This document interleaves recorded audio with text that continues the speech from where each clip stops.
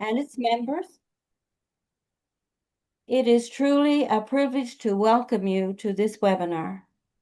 The information and reports that will be shared will prepare us for the business and the decision-making of the annual spring business meeting of June the 10th. I want to say a big welcome to all. A reminder too that the business part of our upcoming annual meeting will also be virtual. And today's webinar can give us a good understanding of the business and the decisions before us in our annual meeting. The webinar will be posted for viewing on the First Dawn Eastern Edge website. I want to really thank you for setting aside time for this webinar, which will help us to prepare for our annual meeting.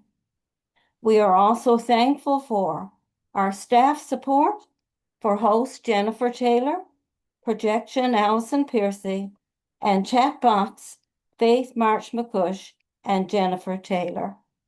Welcome to all who have gathered. And I know that you all breathe a sigh of relief when you get online. I know I do. Let's begin with a prayer. Gracious and Holy One, we give thanks for the opportunity to come together for this webinar. We are thankful for the information and the reports that will be presented, for the contribution of many people throughout the year, and for the preparation of reports and information for this webinar. We give thanks. We're thankful for Reverend Faith and for the orientation that she will share, for the information that she's brought together. We are thankful for those who have prepared and will present the reports. The webinar will be helpful as we prepare for our annual meeting. We want to give thanks for time, talent, and yes, the technology that is shared. For the many hands and hearts that serve, we are very appreciative. Loving God, we ask that you be with our nominees for president-elect, and we are thankful that they are willing to serve. Guiding God, we ask that you guide those who will present information and reports, and bless us all as we receive the information. May we truly avail of the opportunity of being well prepared for the business and decision-making that will come before the delegates for our June the 10th annual meeting. As we share our gifts of time and talent, we contribute and we serve as your hands, O God. We serve the church. We are thankful for your presence with us and for your guidance and direction. In your holy name we pray. Amen. Amen. We will now have our territory acknowledgement. We acknowledge that the land on which we worship in our churches and the surrounding lands are situated in the traditional territories of diverse indigenous groups. We acknowledge with respect the diverse histories and cultures of the Beothuk, the Mi'kmaq, Innu, and Inuit of the land. We strive for respectful partnerships with all the people as we search for collective healing and true reconciliation.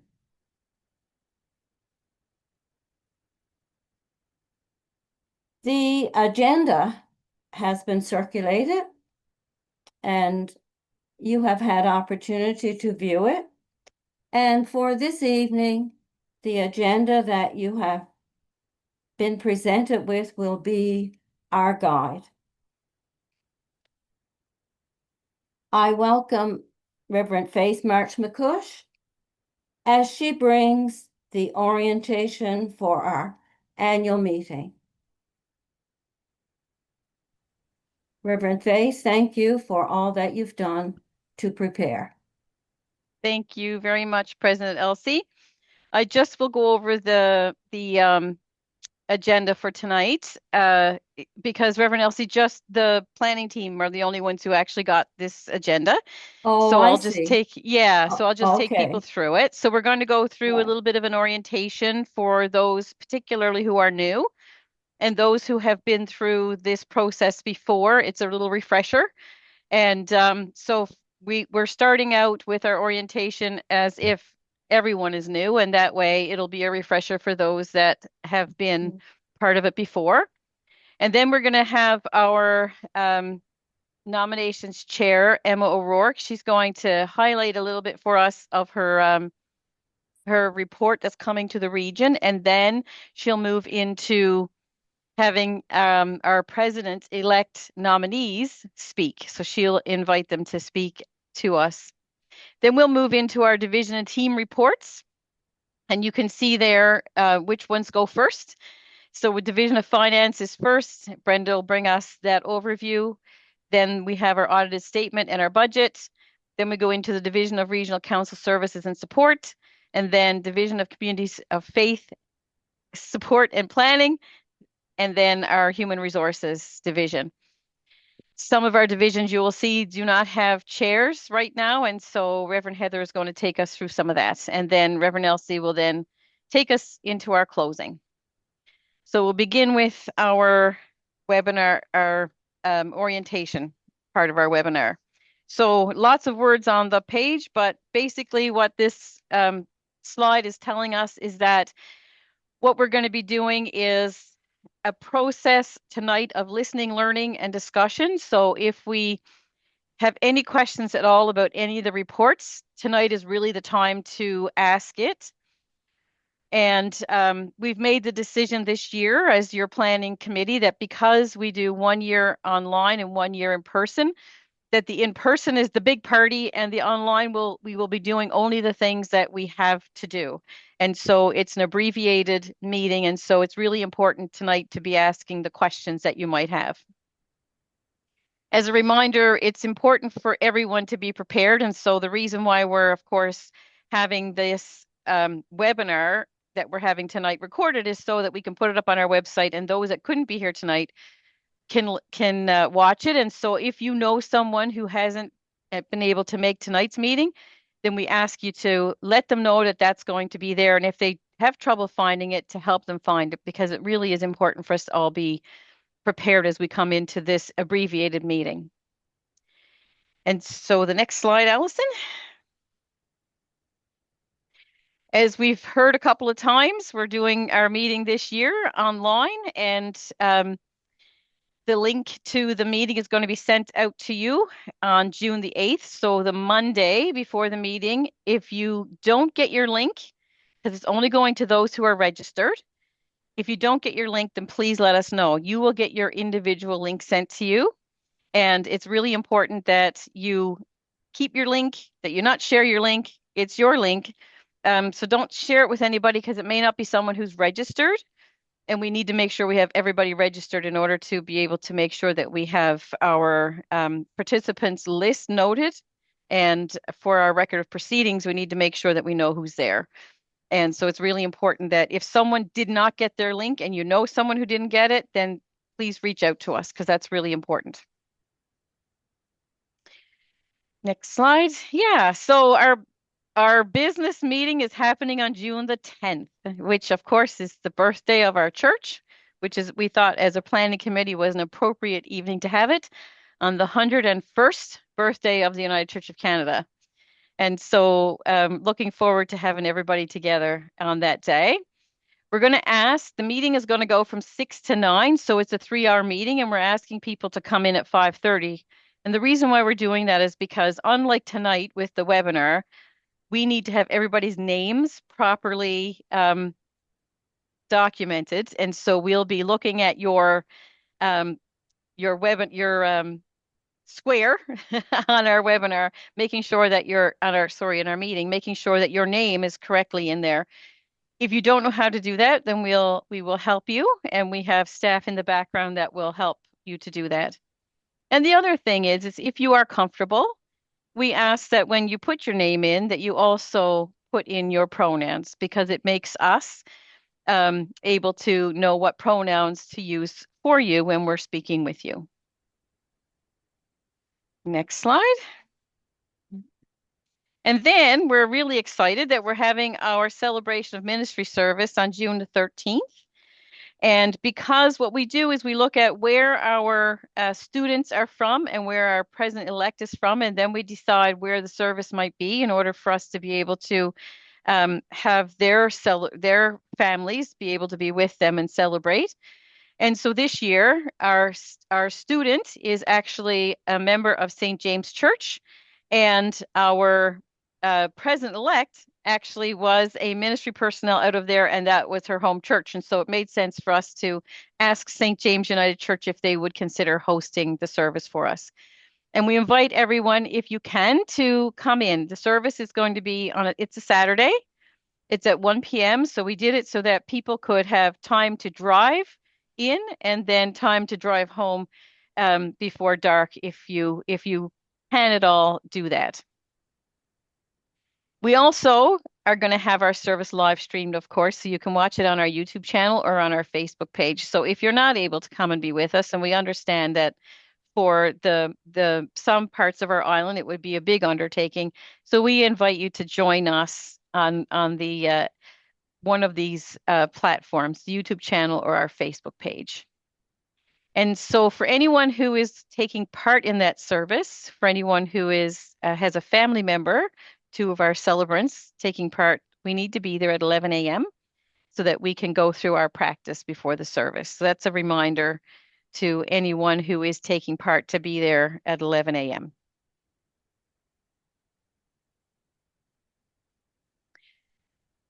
So this is just a little reminder of how you can put your own name in so that it helps our staff in the back end.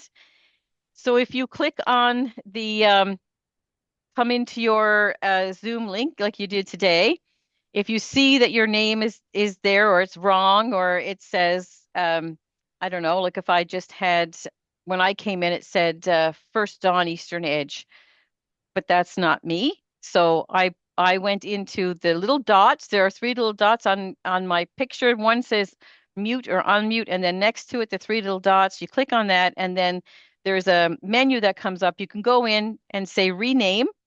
And when you click on rename, you put your name in, and then after you write your name in, then you click on submit. And so your name or change, and then your name comes up. So you can practice that now if your name is not on your screen so that you know how to do it during our meeting.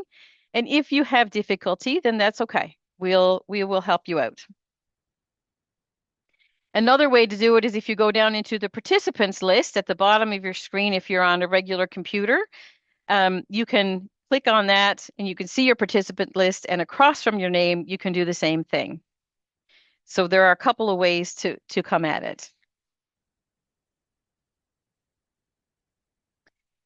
So for people who come in and join us by phone, you can't do that. And so if you're calling in by using the numbers on your phone, we will ask you by number. So the staff in our back end, our wonderful staff will help us by saying, I identify this phone number. We'll say it out loud, and then we'll ask you to let us know your name, and then they'll write your name in for you. So we still may have some people who have to come in that way, and if they do, then we'll help you. If you're in a room and there's more than one person that's coming in with you, you are going to need to have another device in order to do the voting.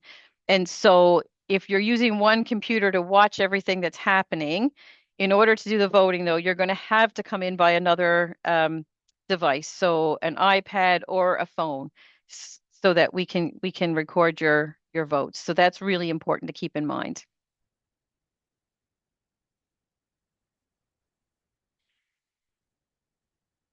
A whole people covenant. One of the ways that we set the the standard for how we're going to be with each other is by naming the Whole People Covenant, looking at and making sure that we follow holy manners, and having some equity questions where we do our own self-monitoring, where we look at our biases. Are we speaking from a bias or our own bias?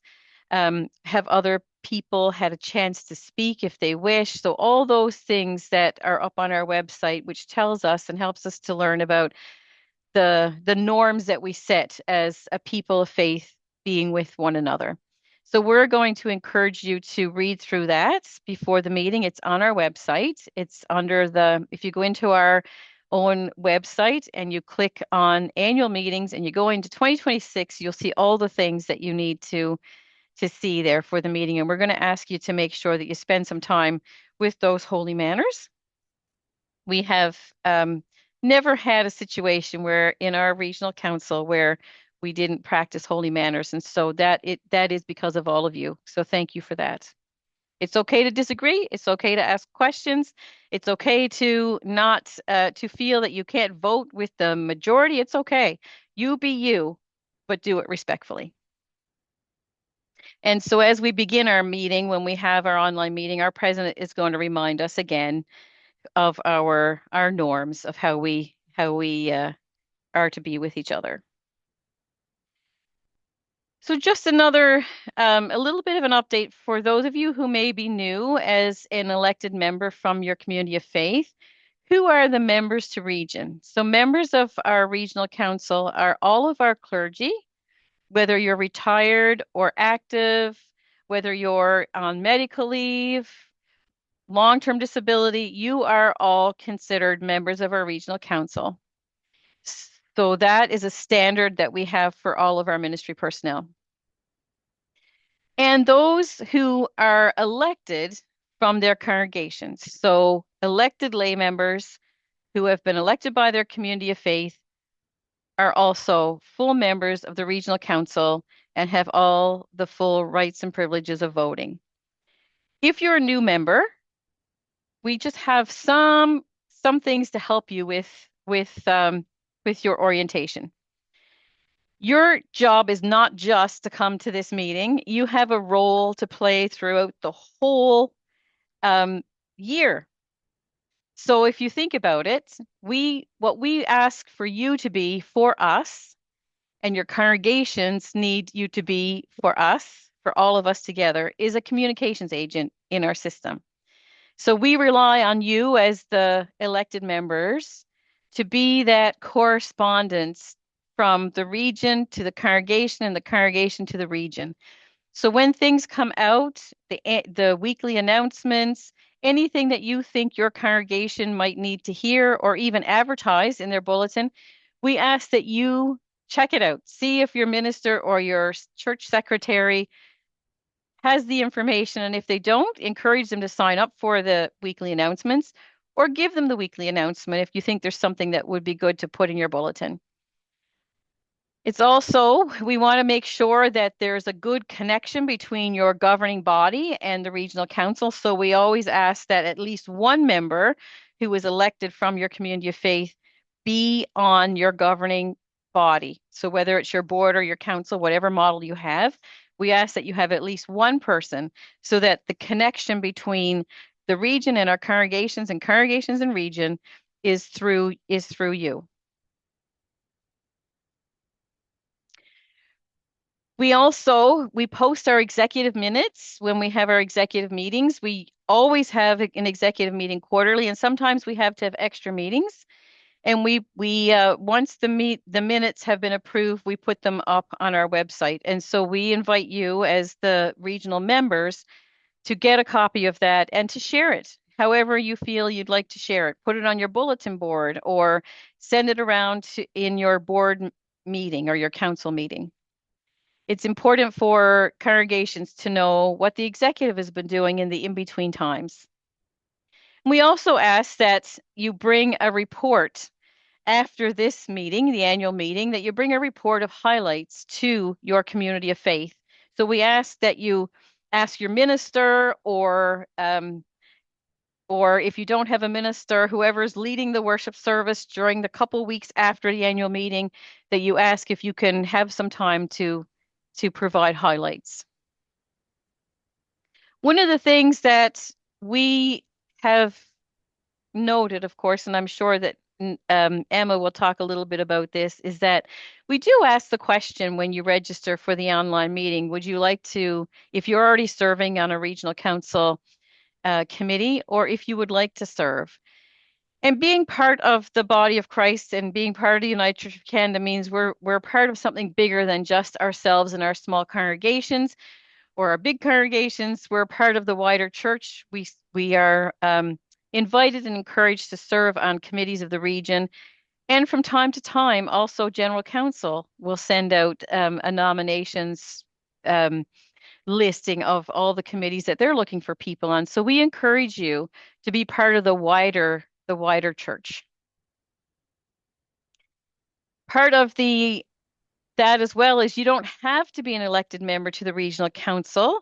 You can be a member of a congregation. And so part of the piece that we ask you to do as the regional elected members is to help people in your community of faith to discern whether they would like to serve on a committee as well, and then to send along their name to our nominations chair.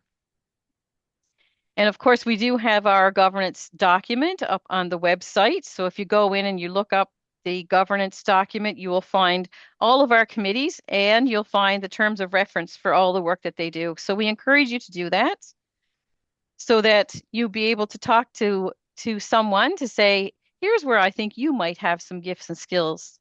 So, and I'd encourage you to apply. And we do, when you see the nominations report, you will see that we do have quite a few vacancies. And our region really can't function unless we have committed membership engagement. And so we encourage everyone to be a part of that, ministry personnel and lay people as well. And we thank you for being part of the region and for offering yourselves to the work of the wider church. Because we know that those who offer themselves to the work of the wider church are quite likely also offering themselves for the work in their home congregations as well. So my mom says, ask a busy person, and that's the person that's going to do the work. So we know that, and we appreciate you. So for our decision-making processes, we have tonight where we have our webinar for listening and learning and discussion. And as I mentioned this year, because we are having our online meeting and we've decided that 2 days online for people is probably too much on screen, so that we will do the necessary pieces that we have to do at our annual meeting. And part of the necessary piece, of course, is what we're going to be doing tonight and getting the reports from our different groups and committees. When we come together, we'll use the United Church manual. In the back of the manual, there's a document that's called Procedures for Holding a Meeting and Decision Making, and we use that as our guide. But there are times when the manual, something may come up where the manual is silent. And in that case, we go to Bourneau's Rules of Order, and those are the Canadian Rules of Order. And so sometimes we get mixed up between Robert's Rules and Bourneau's Rules, but in Canada, and in the United Church, we use the Bourneau's Rules.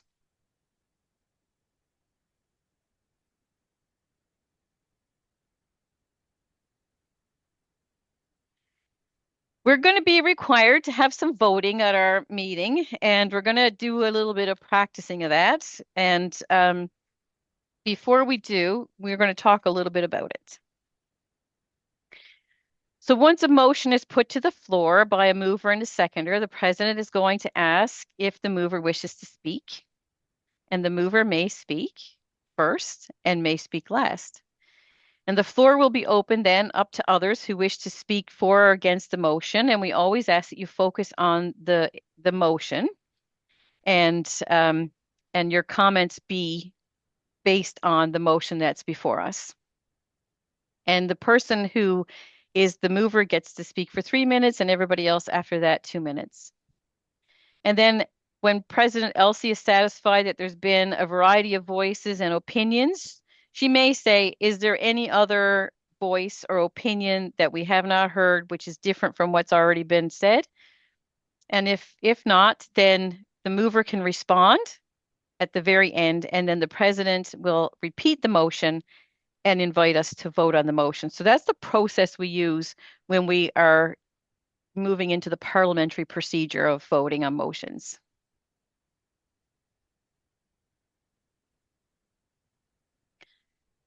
So we may be a little bit rusty now on how to do it online. So we've laid it out here for you so that, and I'll go through it and then we're going to practice it. So the president will say this. If you're voting in favor of the motion, she will say, if you are on a computer and other device, you vote by the raising of your hands, by clicking on the reaction button, press raise hand, or by going to the participants list, and again, clicking on raised hand at the bottom of the page, or by seeing the raised hand on the picture on your screen. If you're on a phone, you vote with the raising of your hand by pressing *9. So that's an important piece to remember. And the president will say that as a reminder of what number you have to press if you're on the phone. And we're going to ask, I know sometimes on Zoom, the votes start to disappear after a while, but we ask that you not do anything with that. You just put your hand up and leave it up, and we will only clear it when the president has confirmed that there are no longer any more votes coming in. Leona will actually confirm that with the president, and then the president will ask for all the votes to be taken down, and then we'll move into the next phase, which is for those voting against the motion. And our president will then give you the exact same information, and then when the president says, cast your votes now. Don't do it before, because sometimes that's what we have happening. As soon as the president starts to speak, we have hands going up, but we don't want you to do that until the president says vote now. And so she'll go through the same thing if you're voting against, and then that way we can get the numbers of who voted against. And then that helps us then for the president to be able to call the motion, whether the motion is carried or defeated.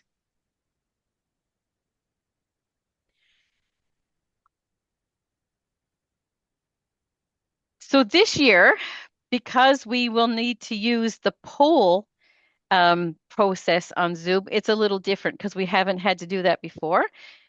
Because we're fortunate to have two people who have put their name forward and been nominated as our president-elect, we will need to use the poll voting process.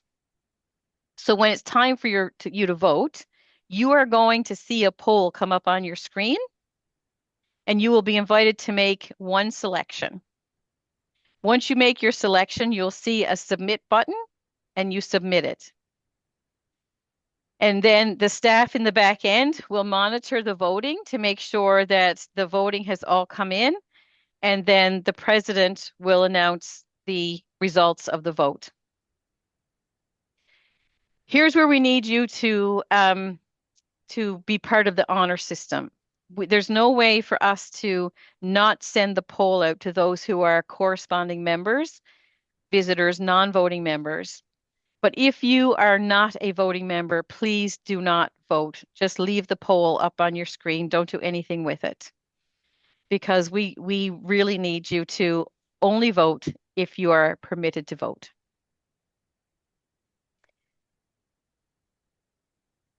One of the questions that sometimes we get is who can speak and who can vote. And so just as a reminder, all of our ministry personnel who are members and all of our elected um, members to region from congregations and student ministers who are actually serving in a pastoral charge, or people from other ministries, which is a new piece for us, people who are in other denominations who are serving a pastoral charge can also vote. So that's a good reminder. And all of our elected lay members, of course. People who can't vote are the people who come in as visitors, who we call corresponding members. And in our enabling motions, when we do those, our procedural motions, we name who our corresponding members are. When we make people corresponding members, it means that they can speak to anything. So corresponding members have a voice, but no vote. But if you want to tell us or talk to us about a particular motion that's coming, then you have the right to have your voice heard as well.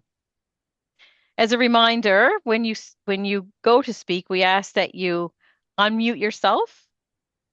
You put your hand up. The president will call your name, and then you unmute yourself, and then you tell us who you are, your name and your community of faith. If you don't have a pastoral charge or community of faith, then who you are representing when you're at our meeting. All discussions have to be directed to the president, so there's no back and forth to each other. It's directed always to the president. And try to the best of our ability to keep our discussions clear and concise and only deal with the issue that the motion is pertaining to.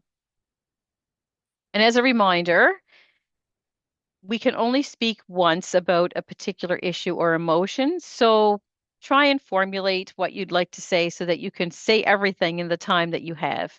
And again, as we said before, except for the mover, they can speak both first and last.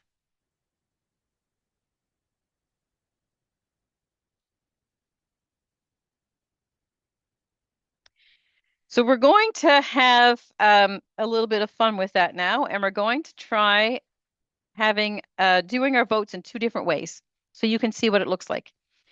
So the first one is going to be the raising of a hand. So not the poll, but the raising of a hand. And so President Elsie, I move, and Kathy Brett seconds, that regional council members will wear orange t-shirts with green polka dots for the celebration of ministry service. So that's my motion. And Reverend Elsie is going to take us through the voting.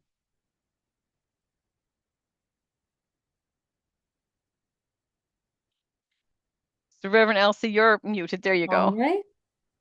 The motion is that regional council members will wear orange t-shirts with green polka dots for the celebration of ministry service. By raising our hands, we ask for those in favor to vote.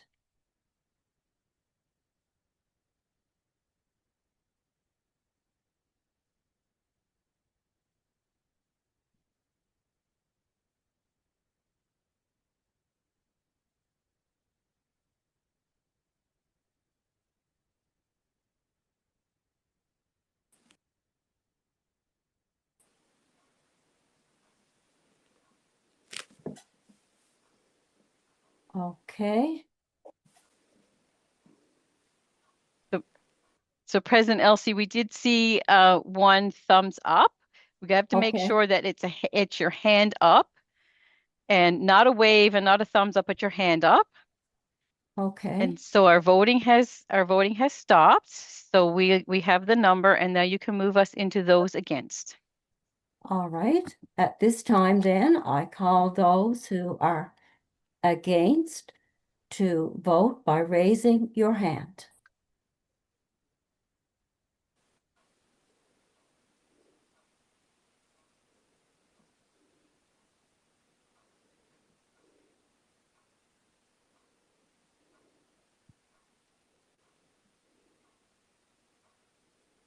At this time, Reverend Faith, I don't see any Yep. hands. Yep. We have Okay, but yep, how do people are I, voting. okay, Yep. The as a reminder again, make sure that it's your hand and not thumbs up or anything else like that. It has to be your hand. Perfect. The votes are still coming in. We'll give it another few seconds.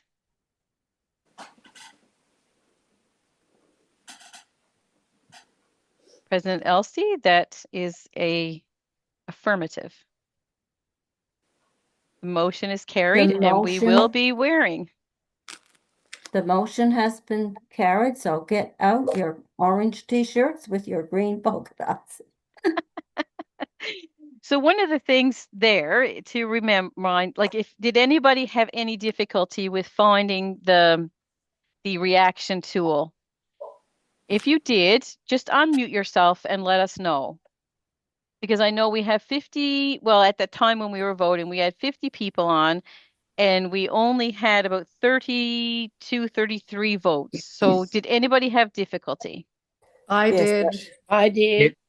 Yes. Oh, okay. So if you're on your computer right now and you look down at the bottom row, you'll see, I hope you see, participants, chat, and the little heart that says reaction. Mhm. Can you see that? Mhm. No, So if you click on reaction, no. Okay. So Faith, would that be on Yes. iPad as well? yes, I'm going to ask Heather to tell you Yes, about the iPad because Okay, I my don't love. use an Yeah. iPad, but Heather does. Thank you. Yeah. So on your iPad, what you'll see along the bottom is you'll have your mute, your start video, your Oh, chat, your participants, your share screen, and then you have more with three dots. That's where you're going to find your reactions. So you're raising your hand and stuff is under more with the three dots above. So And you go in should be there able, now and see if you can see it. yeah. Heather, I haven't got any of that. I can't find it anyway. Okay, just tap on your screen. Yeah, I did. And what do you see when you tap on your screen? Everything is on the top of mine. There's a square box on the top, and it says, what did that say? That says speaker view, gallery view, hide non-video participants. Yep. And do you have anything there that looks like three little dots? No, nothing. Okay. So Just try says- going into your participants list and see your name. Yeah, And I got across it. from your name, you should see, or sorry, at the bottom of the participants list, sometimes you'll see reaction buttons. Yes or no, I think it says. Okay. I must be doing something wrong. Well, that's the reason why we have a practice, so that if you Sorry don't about find this. it, then we'll have a staff person work with you Wait now. after our webinar. Hold on now. I got the participants list 51 names, but there's nothing at the bottom. Todd Rose's name is last. Okay. So if you go over to the side of it, are there any dots there where you can see? No. Okay. All right. So we'll have to help you with that. Yeah. So is anybody else? We'll make a list now of people who are having difficulty so we can help you. So Bob, I'm going to get Heather to be in touch with you so Yeah, she not a can problem. share her screen and you can see and then try and find it Yeah. on yours. Okay, my Because love. we want to Thank you. make sure everybody has the ability to vote. Is there And anybody else? Did anyone else have difficulty? you're on a tablet, right, Bob? Yeah, Okay. All right. I suppose. Yep. It's okay. We That's got all you. right. No. Yep, that's it how we works. make sure everybody is able to vote. And so for mine, like there's a whole bunch of like little emojis when I first click on it at the top. But what we want you to do is to go into where it says raise hand. So the bar at the bottom for me says raise hand. And that's what we need you to press on, not the thumbs up or any of the hearts or anything like that, or the clapping or the thumbs up. Make sure you see the one that says raised hand, and that's the one that you raised. Otherwise, we can't count it. Okay. So we're going to try something else now. And President Elsie, I'll let you to read this one out, and then you're going to see your poll on your screen, and you're going to get to try out the voting on the poll. Okay, we will now have a poll vote. The Regional Council will hire the following busing company for the annual meeting. And the two choices that we have are the Magic School Bus and the Partridge Family Bus.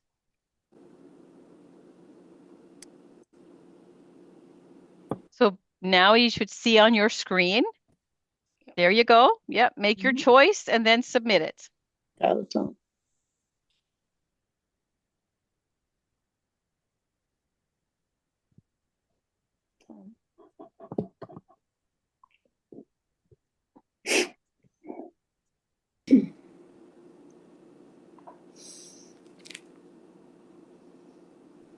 So that's really good. We're getting people voting. That's excellent. So far, we've had 43. So I would say 43 voters are about what we have on our screen tonight, because some of us are staff and probably aren't voting. Mm-hmm.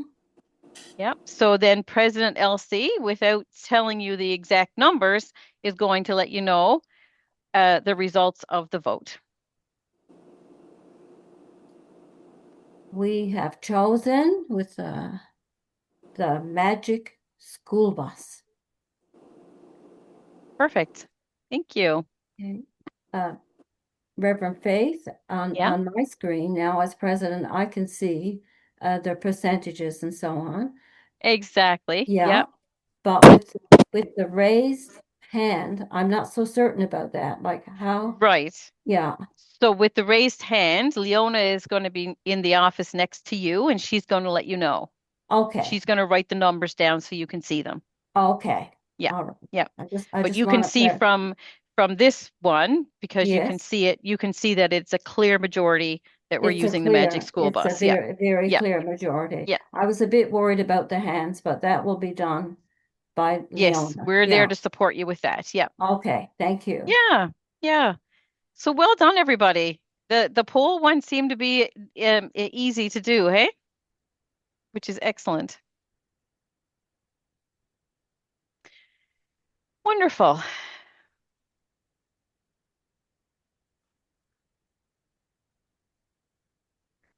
Okay, next slide, Allison. So now I'm going to turn it over, President LC, or you can turn it over to Emma. If anybody before we do that, does anyone have any questions about the pieces we talked about in orientation? I know it was a lot of information, and the information came fast, but again, the webinar is going to be up on the screen, so you can read through it again or listen to it. But does anybody have any questions before we move into the next part of our meeting? Faith, when we do vote, the hand comes up on your screen, and then when it disappears, that means the president is taking it down, right? That's right. So the president we'll be paying attention to the voting, and when we see that the voting has stopped coming in, we give it a few more seconds after that, about 20 seconds after that, and then Leona takes down the number, and then she clears it so that we can move to the next voting against. And then we do the same thing there, and then Leona lets the president know how the vote went, and then she makes the announcement for it. Perfect, thanks. You're welcome.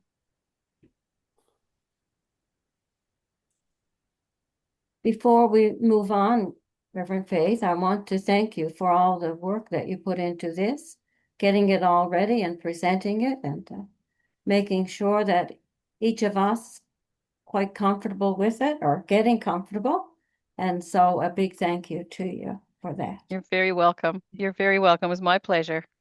Thank And you. again, if there are questions, send them in to us. If you send them into the office here, you can send them into the info office email, or you can email us directly and we'll answer your questions if you have them. Well, at this time, then we'll begin with I'll turn it over to Emma, who will speak about our president-elect nominees. There you go, Emma.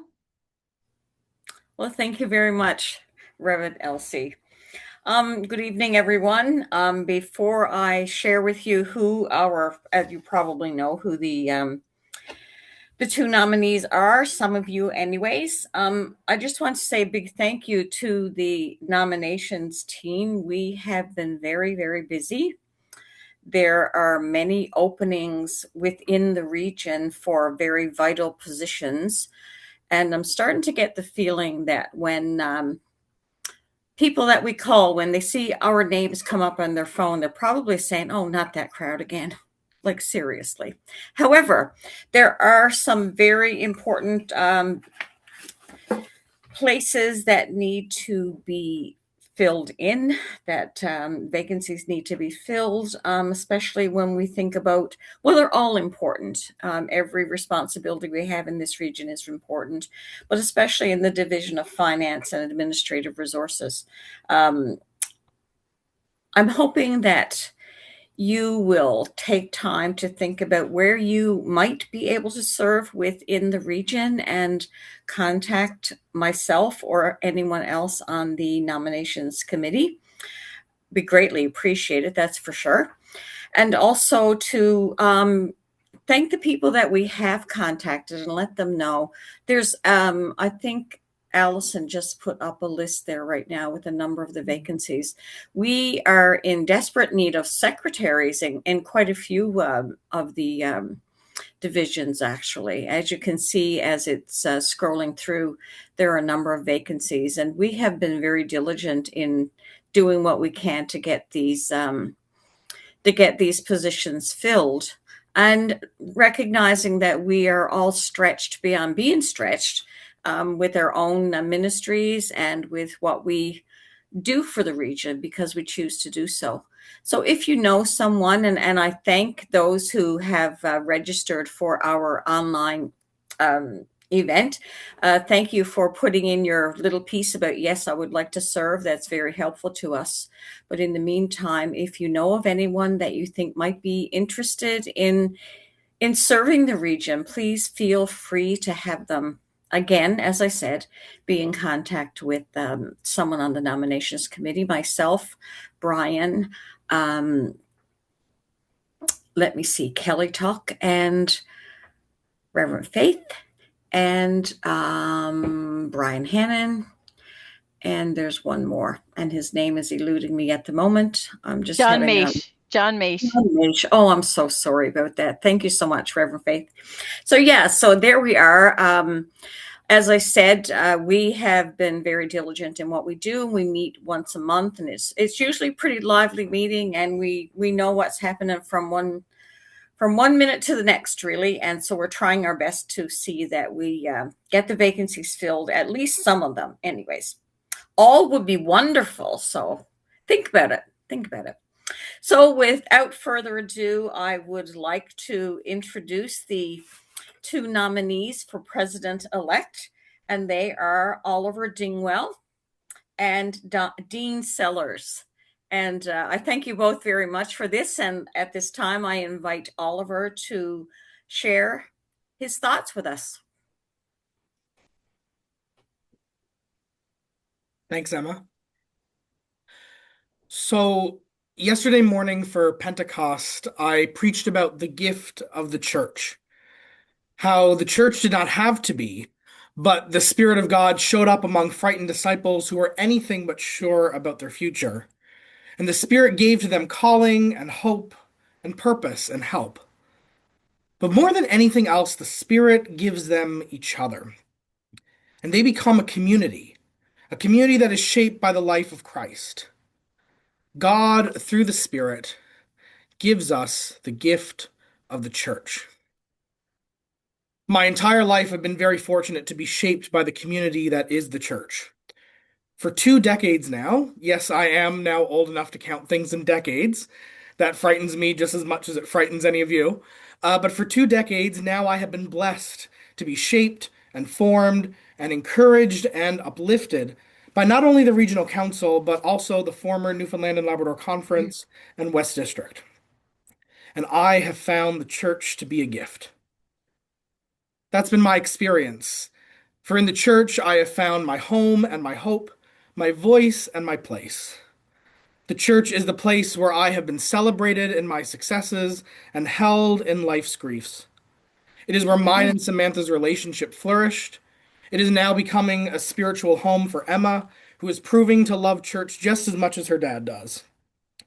In this fragile and sometimes stumbling United Church of ours, I know the beauty of welcome and love and belonging and grace.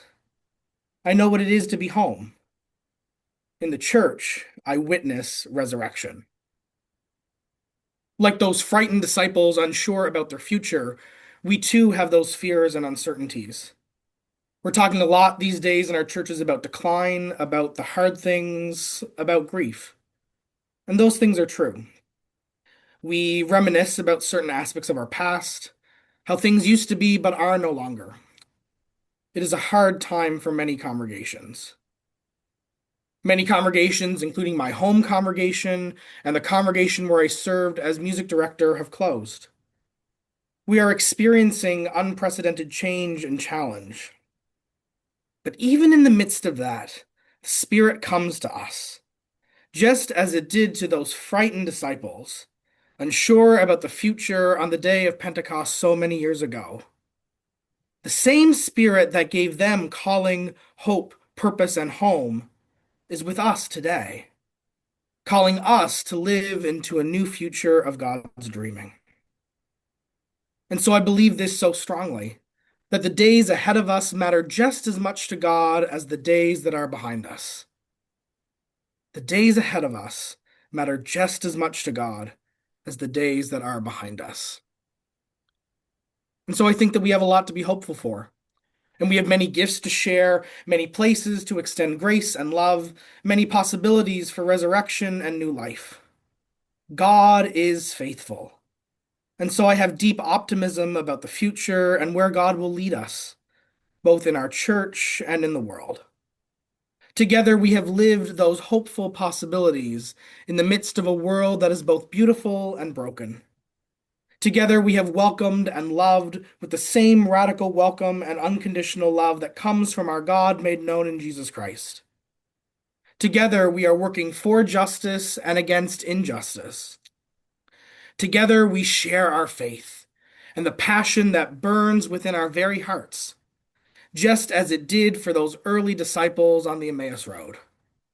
Together, we are living toward God's promised day. I am honored and humbled to be nominated and to let my name stand for president of the region. And as I said, the church is a gift. It has been a gift to me personally, and the gift of the church works through ordinary people, those who are both strong and fragile, confident and frightened, broken and stumbling, joyful and exuberant. Ordinary people, people like you and like me. And through us, God works grace and love and resurrection, not because we are righteous, but because God is faithful and keeps on showing up among us. And that is a gift. I am so honored and humbled to be able to give back to the church that has given me everything. Thank you. Thank you so much, Oliver. I could feel the winds of change just blowing through me as you were speaking. Thank you so much. Pentecost is a great time, isn't it? And now I would like to invite Dean, who I wanted to call Don Sellers for a minute there. Dean, would you like to come and share your thoughts with us, my darling?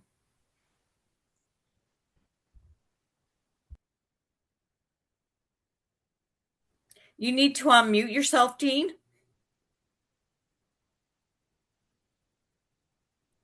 I'll begin again. I'd like to thank Oliver for his presentation, full of passion for sure. And I would like to greet all of you regional council members and would like to thank all of you for taking this time out of your busy lives now to be about the important work of our United Church. As you know, I'm Dean Sellers. I'm presently serving the Carbonear and Victoria pastoral charges, as well as I'm the supervisor for the Freshwater Community of Faith. So I've been very busy over the past 2.5 years. I'm married to Georgina, a woman from the South Coast. We have 2 children, Sammy, who lives in Corner Brook and has given us our first grandchild, and Deanna, she's presently studying at Memorial and is summering in Labrador City, where we were for 9 years. As you know, I've been a part of the United Church of Canada all my life.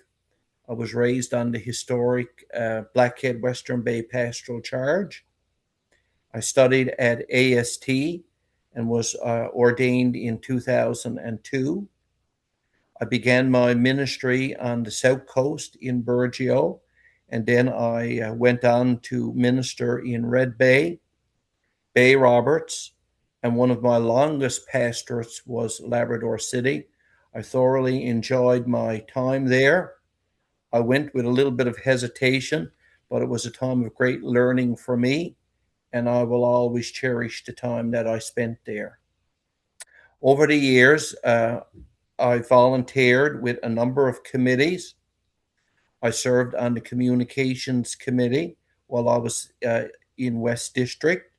I've served on the nominations committee, and up to about a year ago, I served with pastoral relations as secretary. I organized two, well, I suppose we could term it regional gatherings over the years. When I was in Red Bay, we had those wonderful meetings, and I'm sure some of you may remember them. And as well, while I was in Bay Roberts, we held a regional or conference or district meetings while I was there. Why did I agree to let my name stand? Well, first of all, I'd like to thank the two that put my name forward and put their trust in me. Well, first of all, I just want to say that I love my Lord and I love our church, the United Church of Canada. And I feel that the experience that I have had with varying pastoral charges around the island, very diverse pastoral charges, but I believe that will serve us well and serve our region well as we journey now into or towards 2035, and will, as I say, serve us well as communities of faith as well. If elected to this position, I promise to serve the church faithfully, to serve it with prayer, looking, of course, to God's word, and in consultation with all the leaders within the region, and as well in communication with our local communities of faith or our pastoral charges. And I think that's very important for us as a region to have a listening ear to what's going on in all of our local churches. And as president, I hope to take as much time as possible to be able to visit some of these local churches and to have a listening ear to bring a pastoral presence to our churches. I think that that's something that our churches are longing for, and to be able to go and be present to them as part of the wider church, and to listen to the joys as well as to the challenges that they're facing, and to bring them back to our region as we seek to make decisions. So I look forward to being elected as president, and I just promise to give it my all, as I always do wherever I've gone and wherever I've been called to minister. And I won't be able to do this, of course, without the support of my two pastoral charges. And I've asked them, would I have their support, as well as I've reached out to some of the local clergy in the area and asked them if they would be a support to me. And some of them have agreed. So to be in a leadership role like this and to do what's needed at this time and to help lead the church into the future, I will need everyone's support. And so I look forward to that and just keep trusting in my Lord. So thank you all, and God bless you. Thank you so very much, Dean. I sense your love for our Creator and your passion for serving and what you want to give back to the region. And I thank you so much for that. Thank you, Emma. Both of you are blessings. There is no doubt of that. And at this time, I'm just going to do a little test with you too. I'm going to see if you've been listening to what's been happening. everybody, what I want you to do now is go to your reaction button and give these gentlemen a thumbs up. Can you do that? Can we do that, Faith? Yep, we can. Sure can.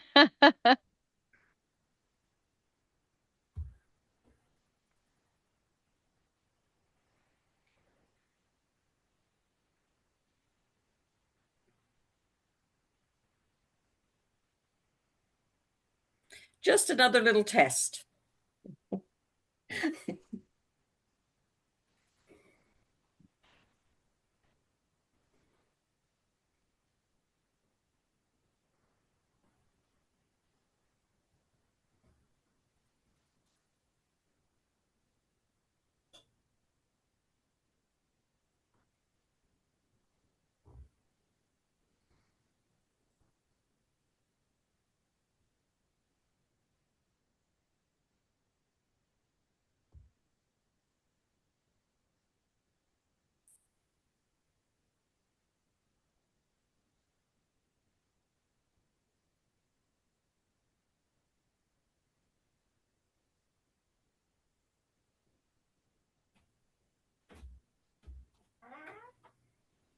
Still some hands going up. Thank you to our two nominees. And President Elsie, you can move us now into our next part of our meeting, which is our reporting. Yes, next we have the divisions of teams report. And for the reports, Allison has said that she can share her screen to show the reports once she's prompted by the chair or the convener. The first that we have to share is Division of Finance and Administrative Resources. And Brenda, I call you. Hello, everybody. Hello to you. Hi. Can you hear me now? We can. Okay. I'm Brenda Andrews of Mount Pearl First United, and I'm the secretary for the Division of Finance and Administrative Resources. First thing I want to do is thank you all most sincerely for all of the work you do on a daily basis on behalf of our communities of faith, our camps, and our incorporated ministries. I know the work is not always easy, and sometimes it's very difficult, but it's usually rewarding work, and we thank you very much for everything that you do. Our division is comprised of three. We have a chair. We don't have a chair now, but we're supposed to have a chair, a division secretary, which is me, and we have three teams. One is financial accountabilities in investments and trusts, and the convener for that team is Todd Rose. A second one is the property team, and the convener for that team is Dave Daw, whose term ends now. And the third one is Incorporated Ministries. We have a couple of people on that team, but we don't have a chair for that team at the moment. Many of you will know and appreciate that we were immensely saddened to learn of Dr. Roy West's passing in recent months. Roy was an invaluable chair for this division for many years, and we are very grateful for all of the contributions that he made, and we continue to miss Roy. So we've been operating without a chair, and in that gap, the executive minister has stepped in to provide leadership and guidance for us. Thank you so much to Reverend Faith. Don't know how we'd make out without her. So we're very appreciative to Faith and to all of the team conveners and the volunteers who work, so relentlessly. We work really hard. I know our volunteers work really hard to meet the responsibilities of the division because they can be onerous at times. And also, I don't know what we would do without our regional office staff. They can continue to provide exemplary support for us all as we work through the processes. So in the report, you'll see that we've outlined there the responsibilities of the or at least most of the responsibilities of the various teams. And as I said, for financial accountabilities, investments, and trusts, Todd Rose is the convener. And Todd has outlined as well what they do in their meetings, the type of work the things they talk about in their meetings and what they're responsible for. It includes the budgeting and the So Todd has thankfully agreed to be the person to present our non-consolidated financial statements, the audit, as well as the budget once a bit further along in the finance report. We also have, I'm not going to read every word, it's on the docket, so I'm sure you can read it yourself. We also have the property team. The convener for the property team, as I said, is Dave Daw, and we've highlighted some of the responsibilities of the property team. And Dave has outlined many of his comments about the challenges that are facing communities of faith and the challenges that face the division in trying to deal with many of the property issues that we have had. Sometimes they run smoothly, sometimes they don't, but we are always trying our best. We desperately need some volunteers for the property team. We have a few people. As I said, the chair is becoming vacant this year. The convener is vacant this year. So we're trying to get some more volunteers for that team. And you'll see Dave's comments there. He has some advice and some comments about the challenge, as I said, and the process that is followed. And also in the incorporated ministries team, we do not have a convener for that. And over the past year, we've had some difficulties recruiting volunteers. We have a couple now, but we could certainly do with more. Both of the ones we have are from Labrador, and it would be great if we could get some from other people from different areas on the island, maybe Western, Central, and Eastern. At least one or two out of three would be wonderful. If you have people that have skills in those areas, for any of our teams, I would encourage you to reach out to people and see if we can get some additional resources for our division. I will mention the regional insurance policy. Everybody's familiar with what's happened with that over the past year. We did send out some forms last year, I think it was, hoping to get that we might be able to get, in addition to the quote that we always get from Steers, another quote from UCC Protect. And in order to get that quote, they require information. And we provided the forms that they ask us to get the information on to the pastoral charges. We sent them out, and I think we got about 100 of them back, but there's still a lot of them that haven't come back, somewhere in the vicinity of 70. So if you are one of the pastoral charges or communities of faith that have not filled in those forms yet, it's really important that we ask you to please try to find someone in your community of faith that will be able to take the time to fill in the form and get it back to us, because that's the information that we need to pass along if we hope to get a second quote for our insurance for 2027. The only other couple of things I'll mention here are things that we have in the works. We have a property reserve fund. The regional executive approved a property reserve fund to help congregations who have extraordinary expenses. And so the FATE team, the finance, accountability and investments team, and the division worked on terms for enhancing the fund, and the terms have been approved. And so we're going to be sending out some additional information about that in coming weeks, something you might want to look for. Also, some pastoral charges are expressing interest in renting their manses. And if you are going to rent your manse, you will need to have approval from the regional council. And so to help with the rental, we've developed a template that's been prepared with the help of our legal counsel. And it takes into consideration requirements of the Landlord Tenancies Act. We've got the template available to guide pastoral charges if they wish to use it in considering a manse rental. And also pastoral charges who have long-term leases with outside groups in the church building or hall also need to have a lease agreement and permission from the regional council. So please be in touch with us for more information if you are in that position. And the last one I'll mention is the cemetery guidelines. The regional executive has approved cemetery guidelines for use by pastoral charges. And we're close to finishing that document now. We expect to be distributing that within coming weeks. So something else to keep an eye out for. With that, I'll say thank you to everybody. Thank you for listening to me, and Todd is going to, Reverend Elsie Todd Rose will be doing the other two parts. Okay. Thank you, Brenda, and welcome to you, Todd, as you present. Thank you very much.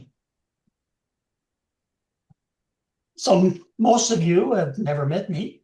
Most of you don't know me. So I'm Todd Rose, and I hear you all say back your name. Nice to meet you.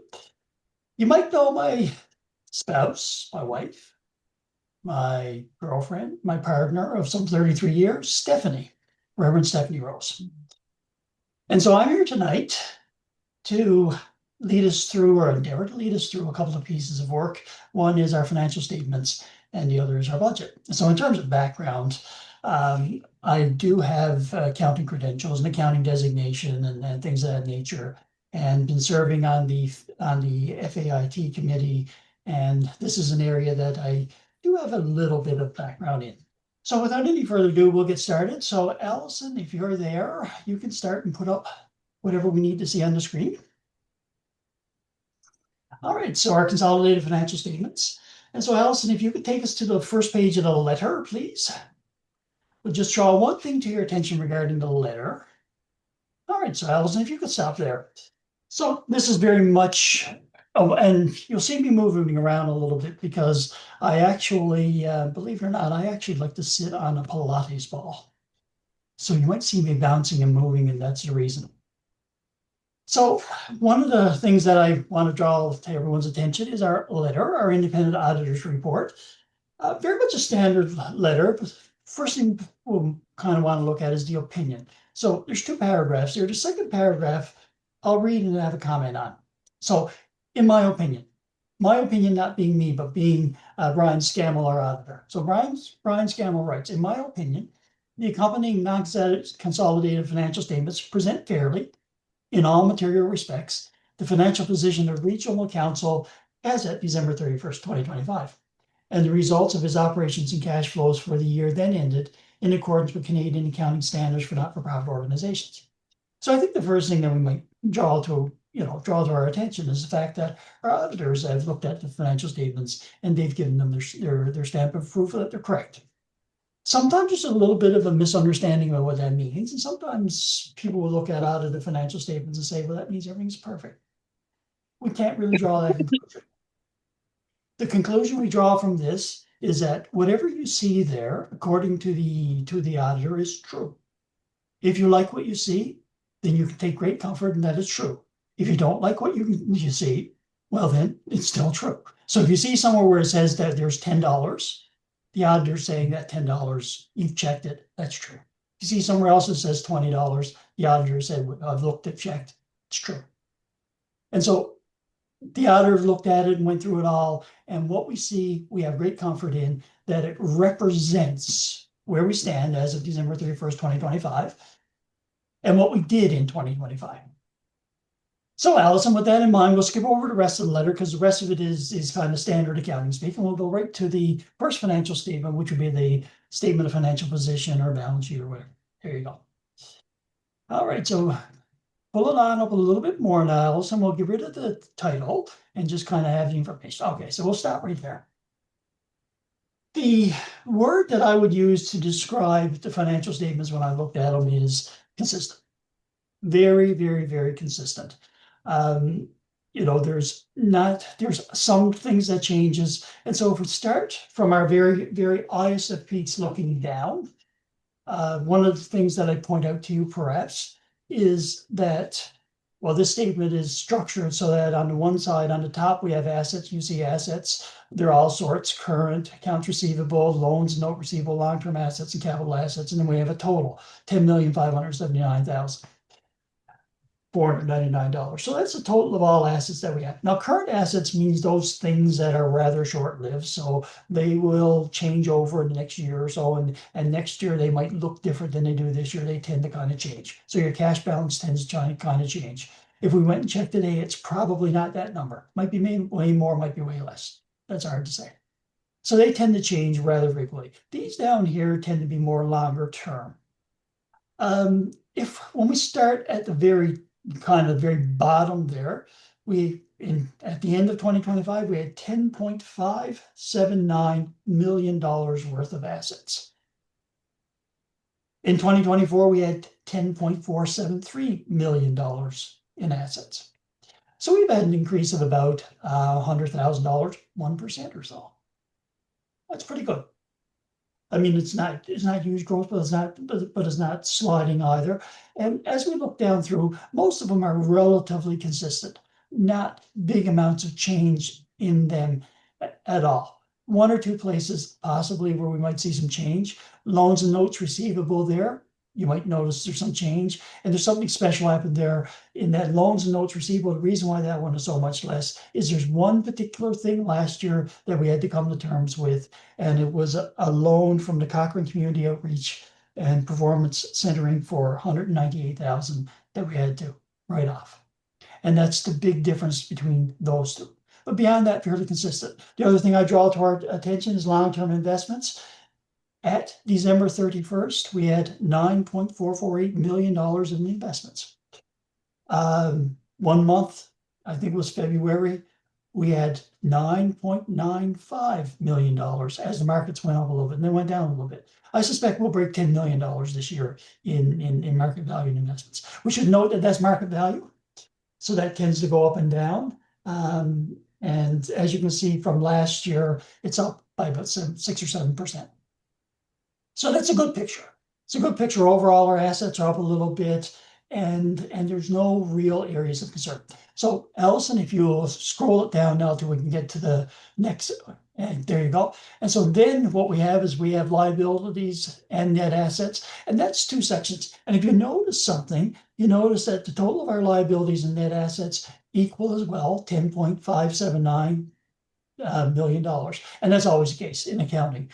Total of your assets will equal the total of your liabilities and your net assets. What's interesting about this one and what makes this one a little bit different from an accounting speak point of view is the liabilities. Liabilities for the amounts that are owed that will need to be paid by by our region at the end of 2025 is $137,000. Owing $137,000 when you got $10.5 million of assets is an anomaly.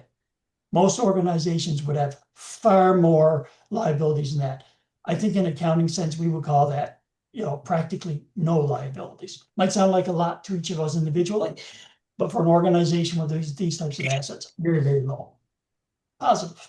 It's positive. We don't owe a lot of money. Then if we look at our net assets, what we see with our net assets is they too have increased a little bit, each of them have. So our operating fund unrestricted, our internally restricted fund, our externally restricted fund, they've all increased by a little bit. So your operating fund has increased by about 120,000 or so. Your internally restricted fund has increased by 165,000 or so. And your externally restricted fund by about 13,000. That's wow. And so what we've seen is each of these funds have kind of increased a little bit. That's positive. Now, from the accounting speak point of view, this is just ways we kind of sort ourselves internally. So we've got certain pools that we've kind of set aside and said we can't, we've kind of got money accumulated in these areas.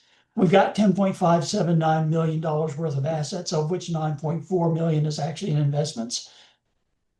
And we kind of attach 1.6 million of that money to the operating fund, unrestricted, 7.09 million to the internally restricted fund, and 1.745 to the externally restricted fund. Now, without getting too much into the weeds, operating fund unrestricted is kind of tends to be wide open. We can make decisions with. So, we're not encumbered. If we need to kind of spend some of that, we can make that decision.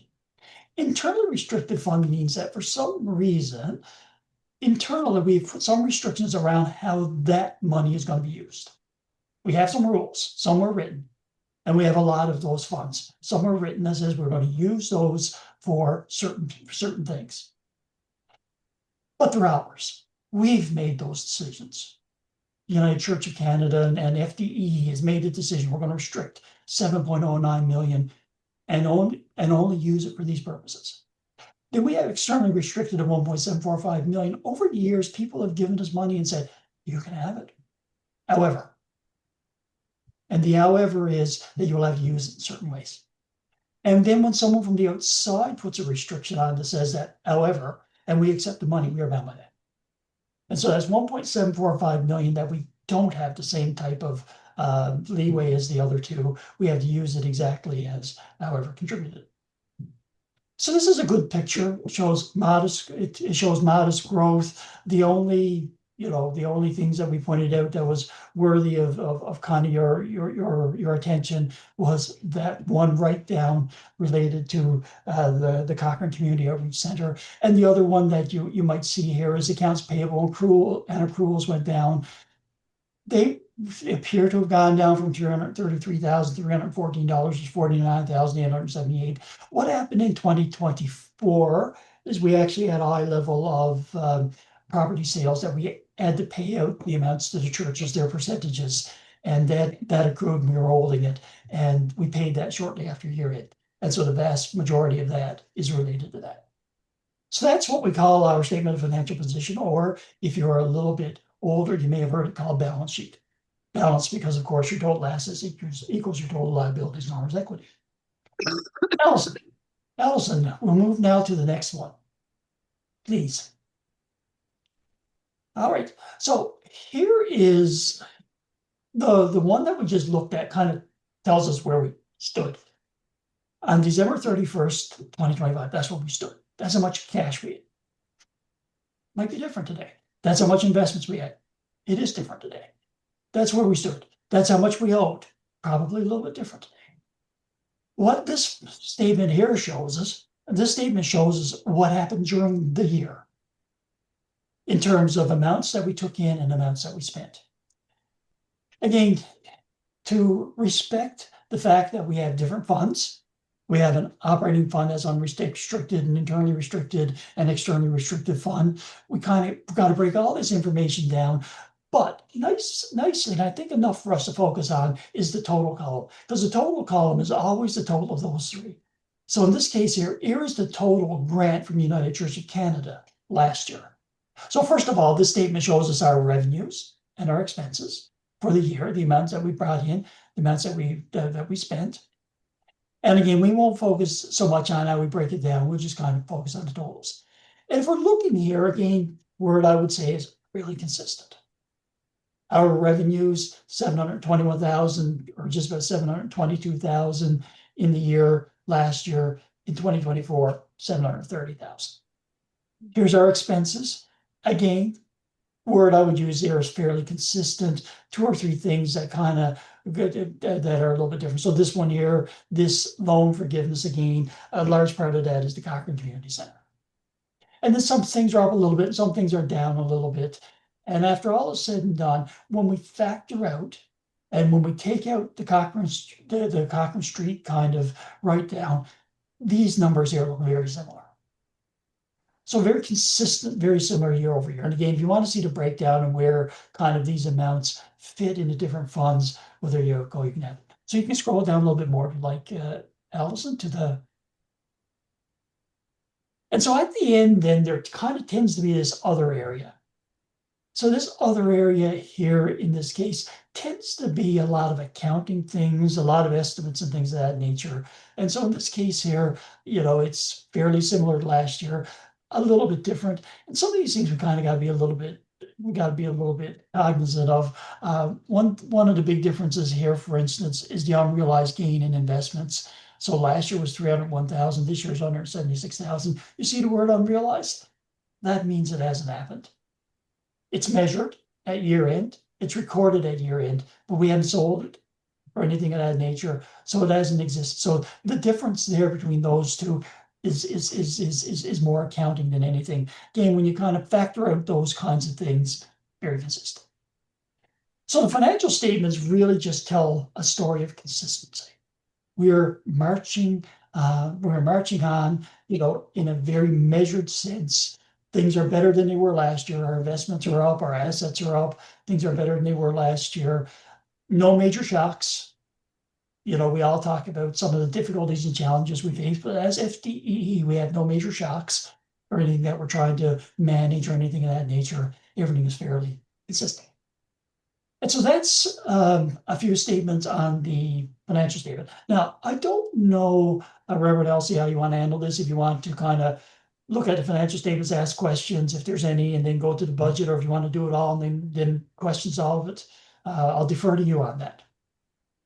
Well, probably we can just ask questions here and then move on with the Okay. budget. So if anyone has any questions or comments, Paula. Thank you very much, Todd. Paula Gale, Lewisport Pastoral Charge. These are the places when my eyes glaze over oftentimes. So I'm always appreciative of those who can make sense of it and make it so that I can understand it. And so thank you for your care of this.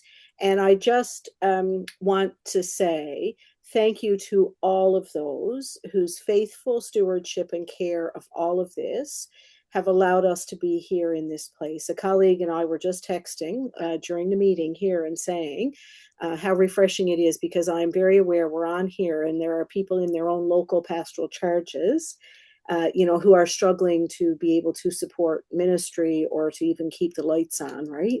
And so to come into this good news, because it's good news that together we are indeed in a healthy place, and it's because of a lot of hard work and good stewardship and management and being wise. And so I hold up, our executive minister and people like you and all of the people who have served in finance and admin through the years. And I think of the Claude Henders and the Roy Wests and a lot of very faithful people who, and so thank you. It's a thank you. And thank you to those who do this work. And that's my call out. It would be a lovely role for someone to be chair of this whole outfit. And it is not me, because we'd be in worse shape. Let me tell you, it's not me. I know my gifts and skills. So thank you. And that's a thank you from the church. I hope I'm speaking for all when I say that. So thank you. Thank you. Well, thank you very much. Any other questions or clarifications or comments?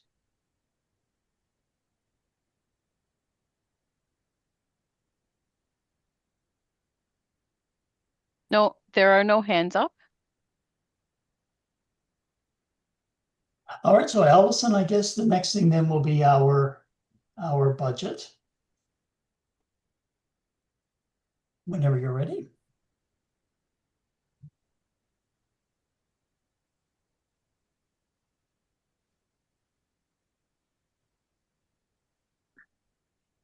All right. So I think our budget kind of follows on the same trend that we've already been talking about, which is consistency, year over year consistency. Because we've been doing this for a long, long time, and we've kind of got a lot of years of history, and we see kind of trends, we can kind of reasonably project what 2027 might look like. And so what you'll see in the document you're about to see, a couple of things we want to point out. First of all, is it is by its nature less certain. When we're looking at financial statements, you're backward looking. So we're commenting on what happened. So the auditor is able to say, I looked at that $10 that you said, that's true, that exists. So that's backward looking, and we're able to have that level of assurance. Forward looking, based on assumptions and based on expectations. Now, they tend to be reasonably good, because again, we're in such a long-term stable situation, and we have so many years of data and experience, we're able to certainly, I think, be reasonably close. So with that in mind, as you go through, I think that's one of the things that you'll probably see is, looks reasonably similar to last year. And there's no reason that why it wouldn't. Again, there are no shocks that we're aware of to our system or anything of that nature. So you'll see a lot of consistency. So with that in mind, Allison, we'll start and roll through the pages. So here's our first page where we look at our revenues. And what you'll see there is Allison has put so much time and effort into this particular presentation, and just to help you see where things are coming from. So if you notice, she's kind of got 2 or 3 things there. She's got, first of all, and quite usefully, she's got our actual outcomes for 2025. Those that we know already happened and the auditors have commented on. So this is information from our financial statements taken out that's just in a little different presentation in a lot of cases. So we have the actual, and then we have our 2025 budget and our 2026 budget. Both these have been long passed and all that sort of thing. So what we're really interested in now is the 2027 category. So if you're looking at this page here, you're probably saying, well, that looks really consistent. And it is. We're not expecting any major changes in 2027 at this stage to our general counsel grant or a salary grant or anything of those natures. So basically for 2027, what we're forecasting and what we're budgeting is very similar to previous years. So 392,000 total in our administration fund, 180,000 for mission service. And then we have a couple of miscellaneous other revenues from the bookstore and other little donations and things. Typically, we've been kind of budgeting for around 21,000 there. And so basically, what we're looking at in terms of spendable resources, which is the way to look at this, 593,000, of which 180,000 that will be mission service grants, and the other 413,000 coming from different places. Next page, Alice, please. So now we get into our expenditures. And so our expenditures, in this case, some things are a little bit different. So if you notice our first line, our salaries are a little different than they were in 2025 and budgeted in 2026. Well, that's of course because our salaries tend to go up by a certain percentage every year. So based on our estimate right now for 2026, we expect that our salaries will be 413,000 administration and 81,000 mission and service. And then there's a couple of other things there. There's the executive minister, executive assistant travel and office shared expenses, 20,000 and 14,000 for regional staff, telephone study, miscellaneous. So there's our total expenditures that we anticipate for 2027 in this area. The area around personnel, our FDE personnel. In terms of governance, here's our expenditures that we expect around governance for this year. Our regional office operations, shared IT services, president's expenses, and audit expenses. As you can see, fairly consistent in terms of what we budget. And if you compare it to our 2025 numbers, sometimes it's up a little bit, sometimes it's down a little bit. And that's because we tend to kind of take our numbers and then scale it to our expectations this year. So regional office operations, our expectations that might be up a little bit. And our president's expenses here might be up a little bit, is our reasonable expectations. Our audit expenses up a little bit, so on and so forth. So in this area, our expenditure is expected to be about 101,400. Regional meetings, for 2027, 60,000. Now, if you notice, that's a big difference. There's a big difference between our budgeted amount for 2026, what we expect to spend in 2026, 2027. This is one of the few real differences in the budgets that are fairly significant. And that's because, of course, many of you already know the answer. Many of you know right away, oh, next year, our conference is going to be live. And so we're going to be gathering people together in some community in Newfoundland and Labrador, and then we're going to have the rental of a place and all of the things that go with it. And of course, this year is going to be online. The cost of putting off an online annual meeting and the cost of putting off next year's in-person events, very different. And so we expect that to be 60,000 in regional meeting. Next page, Allison, please. And then we get into our executive divisions and teams. So here in this case, again, in terms of our executive, 6,500, we spent last year 6,100, maybe up a little bit.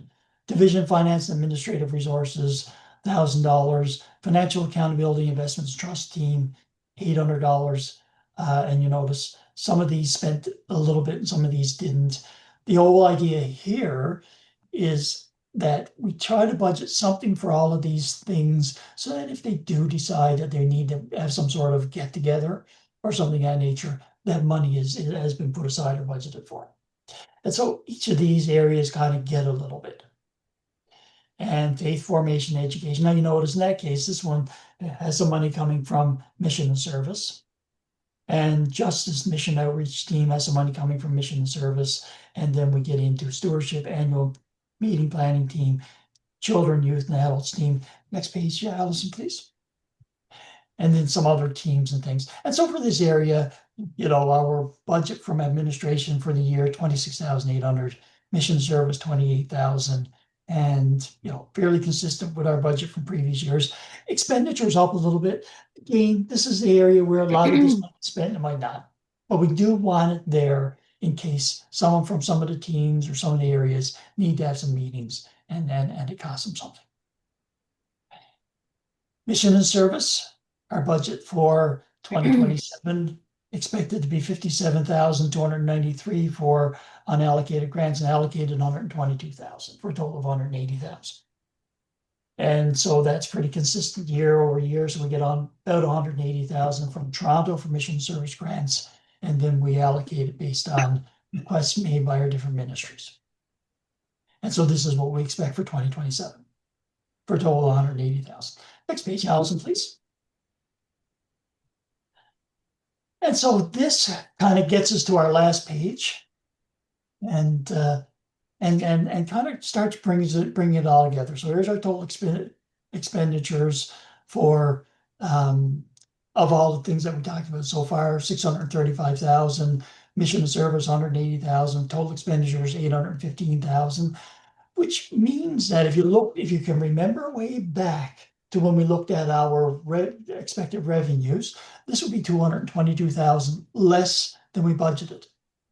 But of course, then we always have to think about the fact that we have an investment fund out there that's doing very well, typically each year. And so that one we expect to return $950,000 to us this year, less the fees of around $60,000 for a net amount of $890,000. So overall, when we factor it all in, we expect that we may have a surplus of 667,000. Now, I will guarantee you that at the end of 27,000, our surplus won't be 667,477. It might be close to that. It might be more than that. It might be less. But this is a good estimate. So that's our budget for 2027. Questions, clarifications, comments?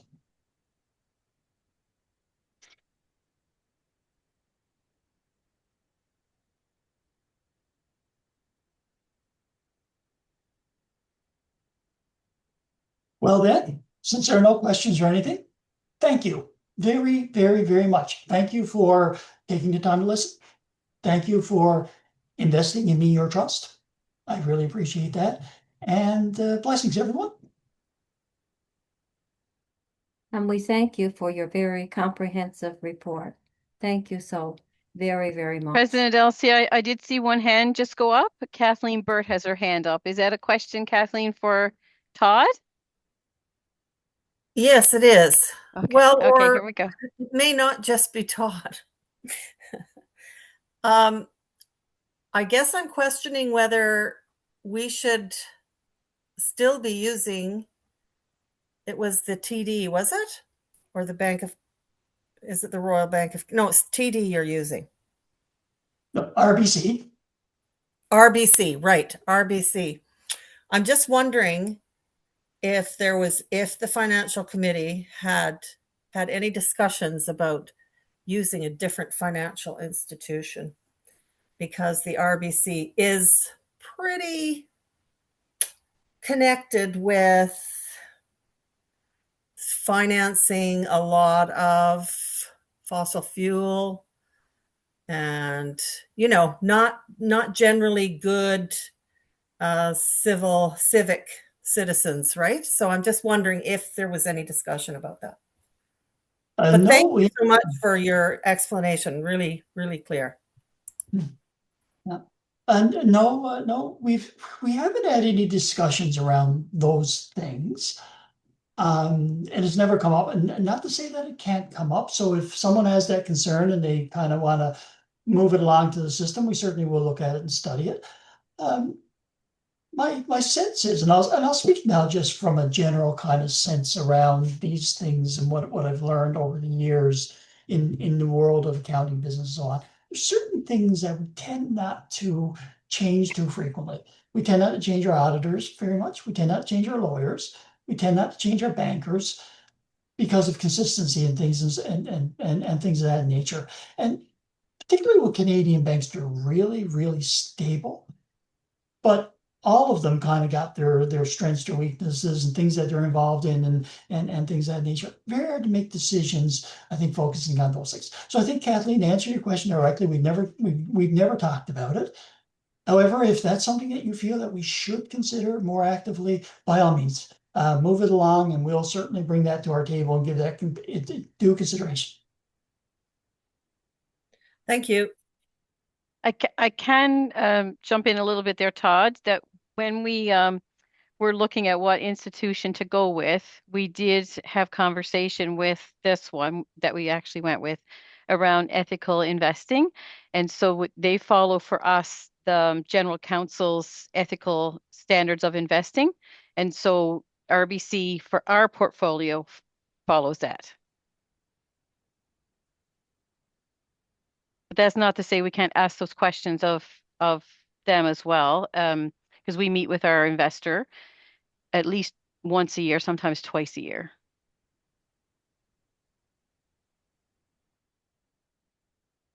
So thank you for your question, Kathleen. Really appreciated that question. Very insightful. And thank you once again for the report. Are we okay now to move on to the next report? The next report is the report of the Division of Regional Council Services and Support. I understand it'll be given by Reverend Rebecca, but I'm not quite sure. We have Reverend Catherine with us because, as you know, Reverend Rebecca is still on maternity leave, and so Catherine is here with us tonight. We welcome you. Thank you, everyone. I hope that you have read our report. From the report, you'll see that some of our teams haven't met on a regular basis this year. There has been still lots going on. Catherine, can I jump in? You're sure. very low. Your voice is very low. I don't know if you can. Okay. Is that better? Am I like... Yeah. Okay. Yeah, that's better. Thank you. My headset sometimes gets bent when I'm traveling, when I tuck it in my bag. So yeah, you'll see that we have a number of teams. As was noted, our chair is on maternity leave, and we're very excited about that. We'll be happy to welcome her back too, though.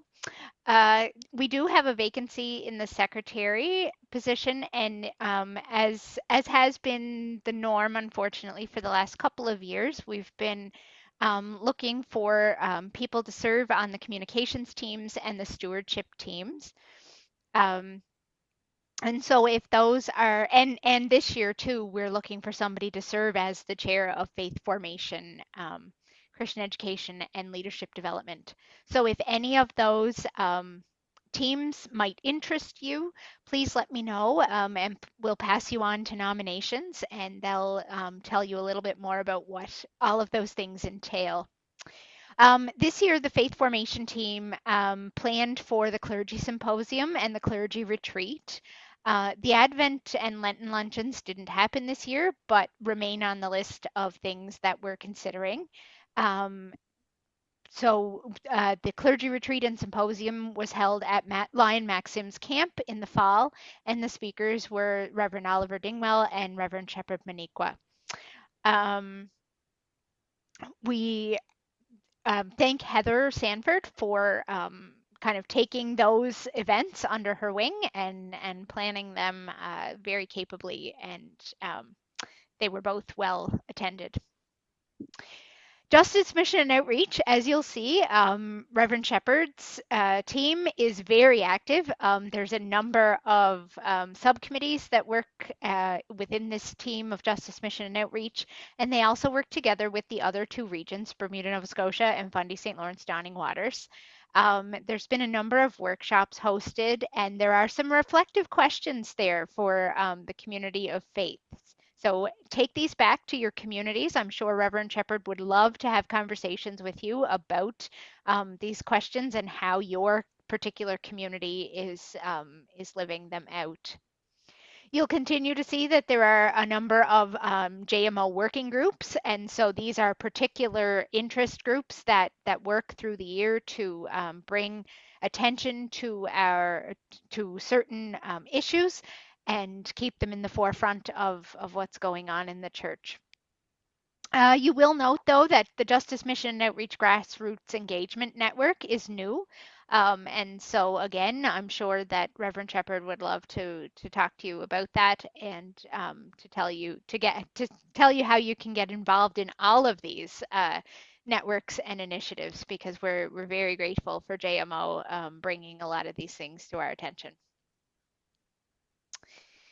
And again, it is a longer report, so I definitely give it to your capable reading, and I'm sure that if there are questions, Shepherd will be able to answer them. The annual meeting planning team put together the annual meeting last year, where we celebrated our 100th anniversary in Corner Brook. And again, they are working to put together our online meeting this year. And work has already begun on planning for 2027 in Gander as well. And so we thank Kathy Brett and that team for putting together our gatherings, whether they're in person or online. And you'll see the list of people who help out with the committee and all of the things that happen at the annual meetings, and we're very grateful for every one of them. The Children, Youth, and Young Adults team started meeting. We're a really tiny team this time around. We have Reverend Liberty and Linda Morgan, and this year we did some work. We sent some youth to General Council. That was our big thing, as well as hosting youth at Region in Corner Brook. You'll notice on your pastoral charge forms, continued to ask you to tell us who your Sunday school and youth leaders are, so that we can be in touch with them to figure out what it is that the region continues to need. We'd love to be able to offer some learning opportunities, but want to hear from you what it is you're looking for. And so if you'd like to be a part of that team to help us kind of build some momentum around children and youth ministry in the region, or some more momentum, I should say, please let me know. I'm always happy to talk to you about this team and about what we'd like to be able to do with it. We do try to keep an eye on what the camps are doing and what the different opportunities are across the church, and so be in touch. Be in touch with that. The call out for support, again, is to talk to you a little bit about the stewardship and communications teams, because they're currently without conveners. And you'll notice that even some of the teams that have conveners, like children, youth, and young adults, are smaller. And and so we'd love to encourage people to think about their gifts and where you could use them on these particular teams. Rebecca has a little bit of a thank you there, and as well from me. We would like to extend deep gratitude to all of you who have stepped in to offer your gifts to the division. You'll notice that a lot of this ministry is outward facing. So it's the justice ministry, it's the ministry in the community with children and youth. And so this is one of the ways that the wider region knows who the United Church is. And so we're really grateful to all of you who do this work. And we really would love to wish Rebecca and her family well as they grow as a family. And we again look forward to having her return to her ministry. So that's our report. you will notice that a lot of different people pulled this report together. And so thank you to everyone who helped me put this report together so that you would have a little bit of a snapshot of what our ministry was like this year. Thank you, Catherine. Do you welcome any question or observation at this time? Absolutely. Okay. I'd love to have a conversation about all these exciting ministries.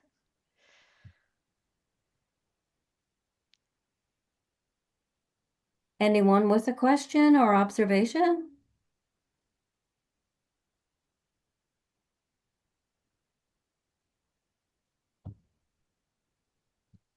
I'm not seeing anything, President. So thank you so much for this opportunity to present on behalf of, oh, Kathleen does have her hand up.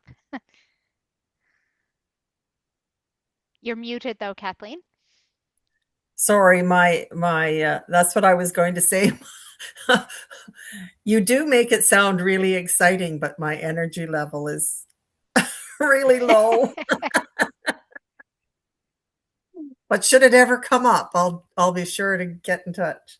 Excellent. I can't wait. Thank you once again for the very fine work that the committee is doing. Thank you.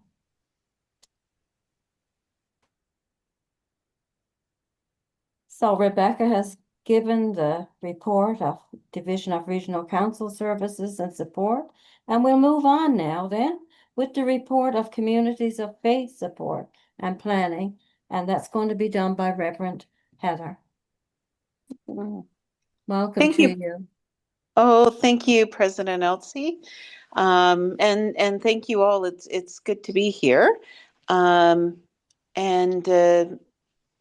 Perhaps Allison, if you can put a report. I'm going to take my glasses off because I'm at the age where I cannot see things up close with my glasses on, but do need them to see things from afar. So this is the Division of Communities of Faith Support and Planning. And we have two teams that are a part of this. And that we have the Mission Consultation and Accountabilities team. And we have our Future Directions team. So I'll let you read the report in full, but I'll just give you a little snapshot. The Mission Consultation and Accountabilities team is really the team when you, as a community of faith, you work on your maps, you send them in. And this is the team that looks at them, and that really what they do is they want to make sure that you're putting your best self out there, particularly if it's during a time of a change in pastoral relations. And so they do look at them, and they do sometimes they send them back with suggestions, but it's all to make sure that everything is done accordingly, and so that you so that your best selves as pastoral charges are put out there. The accountability piece comes into play when we do our self-assessment forms. So those are the forms that this team will send out and ask you to complete, and bring them back. And if there's anything that they see that they might flag, then they might come in and want to have a chat, or might want to highlight it for another team to work with you on. That's our mission consultation and accountability team. Our future direction team, we've had a bit of a year of kind of regrouping. So thanks to the nominations team, we do have a chair now for this team, which is really helpful, and we look forward to coming back in kind of full force and working with pastoral charges, um, and providing guidance as you look at what the future holds for you. And we have some creative people on the team, and really want to help you think outside the box as to which direction ministry might take you in now, in this time and in this place. So I want to thank everyone who's a part of these two teams. It is the MAP team meets once a month, and they are faithful to the work that they do, and come prepared for each of the meetings, and so thank you to those that are a part of it, and thank you to all of you in the region for your support for these two teams and for this division.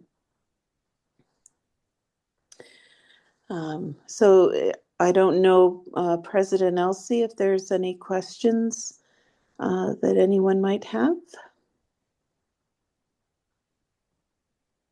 I'm like Catherine. I'd love to I'd love to welcome any discussion about any of these.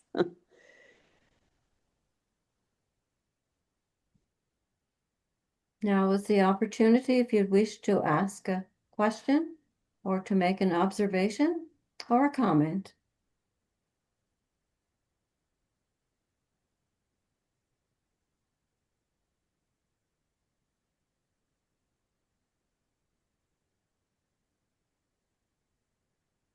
No hands up, President Elsie. I think we can move into our next one.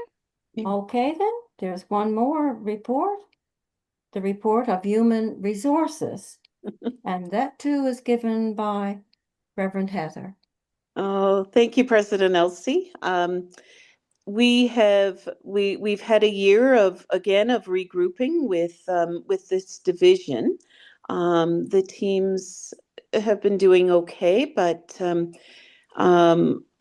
again, nominations has done some hard work, and we should have a new chair of human resources soon. So the Division of Human Resources consists of 3 teams. It's pastoral relations, retiree support, and our licensing team. You will see in here a report from the chaplaincy team, and that really is a kind of a final report that lets you as a region know that this team has is winding down its work, and has spent 2025 ending the denominational chaplaincy with the United Church for NL Health Services. We've ended that in June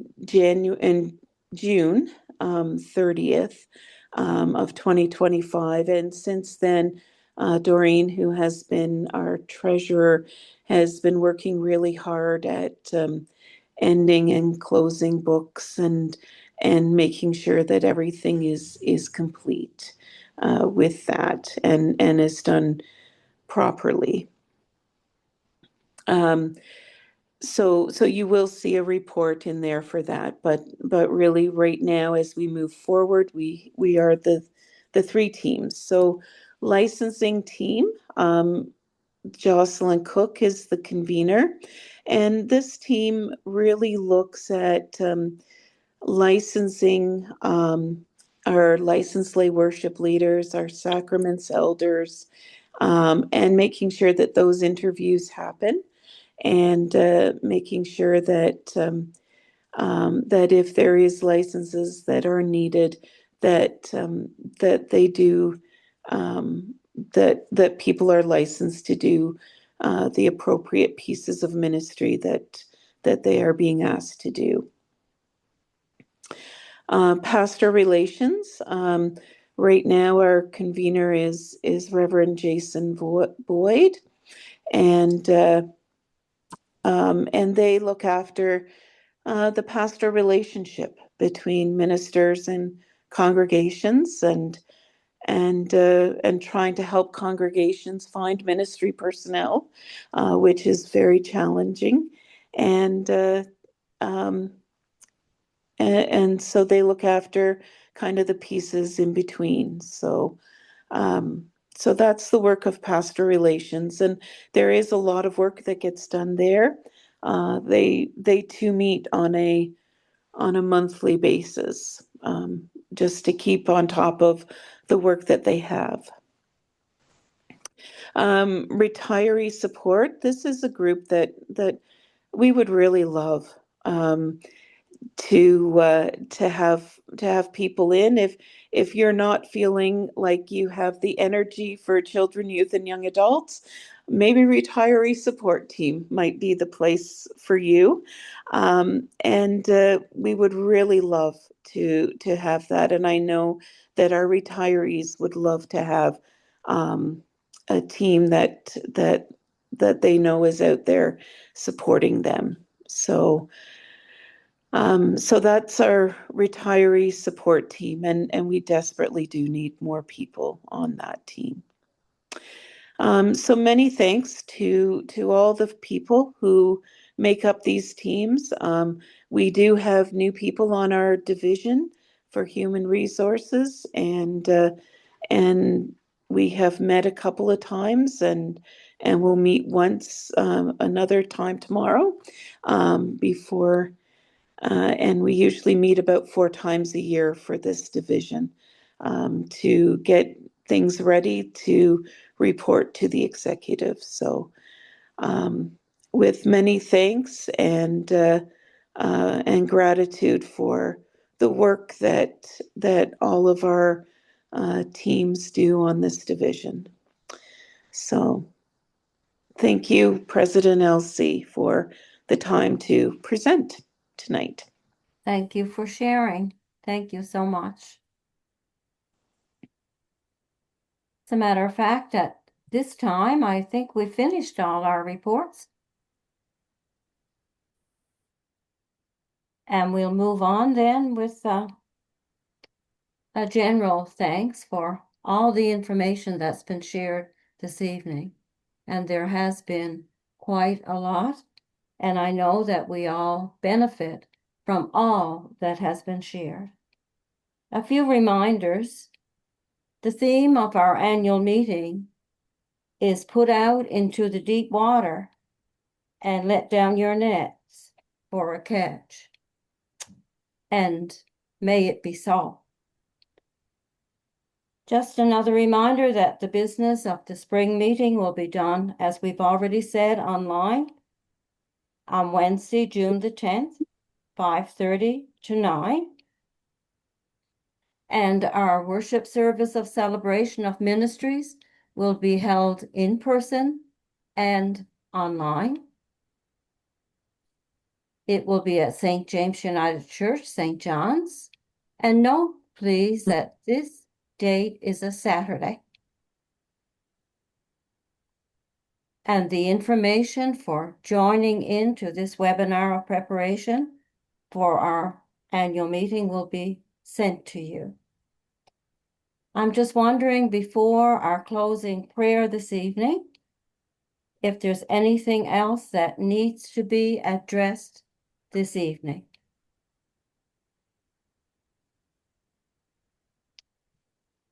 We are learning as we go. And note, please be patient with yourself and with others. Together, we will all help to have a meaningful meeting. And once again, we'll remember kindness, caring, and patience. Thank you for joining in this webinar of preparation for our annual meeting. Let us close in prayer. Gracious and holy God, we want to give thanks for the gifts of time and talent that's been shared today. We're thankful that the time spent today during this webinar will prepare us to make the best use of our time at the virtual annual meeting of June the 10th. As we make plans for our churches, may we endeavor to follow the theme of risking the deep waters and letting down our nets for a catch. As we launch into the deep, and as we let down our nets into the deeper waters, we pray that our nets will come up with abundance. We pray this prayer now in your holy name. Amen. Amen. Let us seek a restful night so we can restore ourselves for the needs of tomorrow. I don't know if there's anyone else who has something to share at this time. If not, I will say good evening and may God bless us each one. Thank you so much. Thank you, Reverend Elsie. Good night, Thank you, everyone. President